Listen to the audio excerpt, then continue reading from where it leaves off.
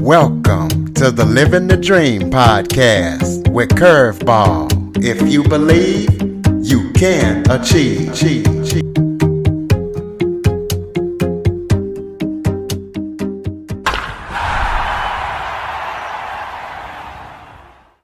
Welcome to the Living the Dream with Curveball podcast, a show where I interview guests that teach, motivate, and inspire. Today, I am joined by author and award-winning journalist, Leslie Silverman. Leslie has just released her first book titled From Badger to Blossom with Love, and the book is about marriage and relationships. So we're going to be talking to her about her story and how she got into writing and about her book. So Leslie, thank you so much for joining me today. Thanks for having me. I'm excited to be here. Why don't you start off by telling everybody a little bit about yourself? Absolutely. Thanks.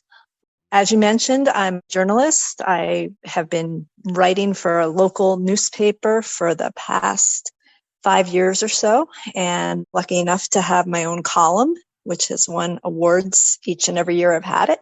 So that's kind of exciting. And I've always wanted to write a book, and I figured this was the year because I'm not getting any younger. Absolutely. Well, tell everybody how you got into journalism and what made you want to make that leap to become an author. Sure. Well, I've always been a writer ever since I was a little kid. In fact, somebody asked me the other day, what did you want to do when you were a little kid? And I said, wanted to be Nancy Drew. So I just think I'm inherently a little bit nosy, and I have a talent for writing. And one day I just decided, you know what?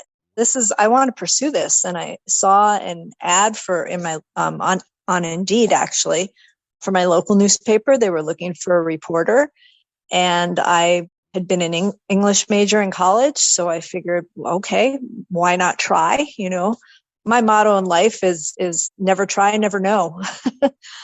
And since this was my dream, I figured I'd give it a shot. And here I am later, and wanting to, expand on my writing. I really love writing. I love being of service, and I love telling people stories, and I love listening to people's stories. So anything I can do to write that's what I'm all about. So what do you write about in your local newspaper? What part do you cover? I am kind of it. When I started, there were two of us, and my editor, Gray, left to take a position at a college. And at one point, it was just me writing everything from sports to my column to interviewing our governor, Kristi Noem, to, the Valentine's couple that we highlight every year that's been married 50 plus years. So I do everything. I love doing features. I love that part of my job. But if there's a meeting, a town meeting, things of that nature, I'm there. So thankfully now I have a colleague, and it's the two of us, and we split the work. But literally it's a local paper. And we're a weekly paper. So we cover it all. We're at everything from anniversary parties to ornament parties to school related events to planning and zoning meetings and the like. So the book, how did you come up with the topic of you were actually going to write about marriages and relationships? So that came so what happened was this. Basically, my husband, who is called Badger, that's my nickname for him. He's Honey Badger, and I'm Orange Blossom, and those are our nicknames and have been since pretty much a month after we started dating. He started to write me love notes early on in our relationship, and I kept them, each and every one of them. And after a while, I realized I had a lot of them, and they were really sweet. And he is not, he's a sweet guy, but he's a manly man. He is definitely, we joke that when the book got released, that if his friends are just going to have hours of poking fun at him from the book, because he's definitely, that manly kind of man, but he just felt compelled to write me love notes. I started writing them to him, but then he wrote them each and every day and still does each and every day. And I thought it was sweet. We're in this digital world where we all write texts, and we write a lot of texts each and every day. But do we write love notes anymore? And the answer is none of my friends do. None of my girlfriends they're like, your husband does that every day? I'm like, oh yeah, you have to hear this one and that one. And then I thought about our relationship and, the struggles that we faced when we got together early on, and how we navigated through the ups and downs of our relationship, and thought, well, I have something to value here. I have something to share with people and help people. And like I said, I'm all about being of service. So I figured this was a great way to not only share this romantic side of my husband with all of the world, but also to hopefully help some couples that are struggling, that are out there. Because, our divorce rate is high and marriage requires work. And so often people just give up on that relationship when in fact there's just these small little things that people can do to get on the same page. So talk about your biggest influences in writing. Like, who do you like to read? Who encourages you and gets your juices flowing when it comes to writing? That's a great question. I am a huge classics fan. I've read every Steinbeck book that there is and short story that there is. To me, he is the quintessential author. And I've just, everything he's written, I've just read and read and read again. And even if I started reading something that I didn't like, for instance, The Grapes of Wrath, when I first started reading it, I put it down and was like, I can't read this. And by the end, I was crying, I was laughing. I was like, this is the greatest book he's ever written. So I love authors like that. I love authors that can tell a story about what's going on and make you feel like you're there, and make the subject matter, so to speak. Right now, I just finished The Boys in the Boat, which is by an author, Daniel James Brown. First book I've ever read of his. And it's about rowing, which I don't know anything about rowing, or I didn't when I started the book, and I certainly do now. And it's about a team from Washington that went to the 1936 Berlin Olympic Games. And he's incredible the way he tells the story. You just feel for each of the characters. And to me, that's what makes a great author. And I aspire to be one day as good as either of these authors. And I think in terms of when I write for the paper, I'm really good at that. And this side project, my book, From Badger to Blossom with Love, is just kind of fun. It's not that sort of book, but it's definitely fun and it's definitely real. And I, let my readers know who I am as Blossom and who Badger is, and what we go through as real individuals and as the characters that I've created as well. Speaking of that book, tell listeners where they can get it and what they can expect when they read it. Well, right now it's on Amazon, and I have it in both paperback form and ebook. It's a great Valentine's Day gift because it's definitely all about love. And what you're going to see in there is the actual notes that Badger wrote to me over the years of our relationship. And then we sat together and we thought, what could we add that was of value to somebody reading? And we thought, well, we do these interesting things in our marriage that keep our marriage romantic. It helps us stay on course. I mean, we are so in love. Anybody who sees us, wow, you're really in love. And we're like, yeah, why wouldn't we be? So there's tidbits and information about how you can have that sort of marriage. I mean, relationships, I don't want to say that they take work. I has a negative connotation to me, but they do take effort. And there's just these small little things you can do. Like we do 4 hugs a day. Every day we make sure we hug 4 times and we count it now. Is this number 3? Is this number 4?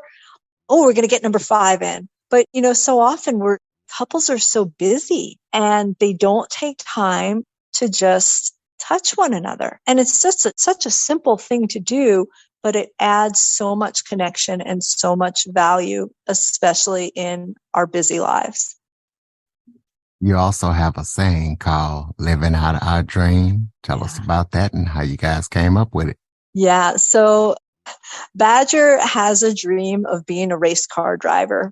And he bought a 1996 Honda Prelude that he completely rebuilt. And let me tell you, he is not necessarily the handiest man out there, but he learned how to rebuild the entire car, and he races it locally at a track that we have. They have this, it's called an autocross track, and they put out cones and they race and they time, and a whole bunch of people show up, and it's just the silliest thing ever. And I am not a car person, and I go support him. I make signs and hold it up and taking videos so he can see what he's done after. And it's just great. And because it's a Prelude, he got the license plate of LOOD, and we joke living out our dreams. And that's what it stands for. So it's kind of, we know that that's what it stands for, but anybody else might be like, oh, it's because it's a Honda Prelude. That makes sense. But we always say we're going looting. And that means we're going to go, whether it's climbing in the mountains or hiking on a trail, we're going to go live out our dreams, because again, life is too short. And, everybody should be able to, have a dream and go for it. I mean, to me, that's what we're here for. Absolutely. So do you have any current upcoming projects that you're working on that people need to know about? Well, I'm thinking definitely we're taking Badger and Blossom to another level. We are adventurers. And in fact, we're going to be climbing Mount Whitney, not hiking, but climbing. We're rock climbers. So we're going to get to the top the hard way. And so one of the things we're going to do is we're going to put together an adventure series of Badger and Blossom. We're going to do big adventures and then backyard adventures. So things around our area, hikes that we've done or cycle rides that we've done or climbing that we've done, and just give those stories so that to inspire people, but also give them tips and tricks about, things they might need, what to pack, what to bring for food, how to train, things of that nature. So I'm working on both of those simultaneously, a big adventure book and then a backyard adventure book as well. Okay. Do you guys have a website where the listeners can keep up with everything that you're up to? How do listeners keep up with you? Well, I am on Facebook under my journalist name of Leslie Silverman, and then I'm at Instagram at Badger and Blossom Author. And so you can find both of us on either one of those platforms. Okay. And real quick, you reached out to the Living the Dream with Curveball podcast. So how did you hear about us and what made you want to come on and share your story? You know what? I was doing this search and came across your podcast. And again, it aligns just so much. I mean, if I can inspire one person with my message, or I can be inspired by one person with their message, that's what this is all about, right? I mean, again, we're so connected, but yet I think so many of us are just missing the way in which we can be connected and how important that inspiration and being of service to one another really is. Absolutely. Close us out with some final thoughts that you have for the listeners. Maybe something that I forgot to touch on that you would like to talk about, or just any final thoughts. Yeah, I'm curious to hear from you in terms of what this podcast, how you see it in the future. And I think that would be kind of an interesting thing for me, just coming on here and talking to you. Always want to, again, the journalist in me always has that question of, where do you see this podcast in 10 years or 5 years? And what do you hope that this podcast, accomplishes, I think? Turning it back on you, journalist always.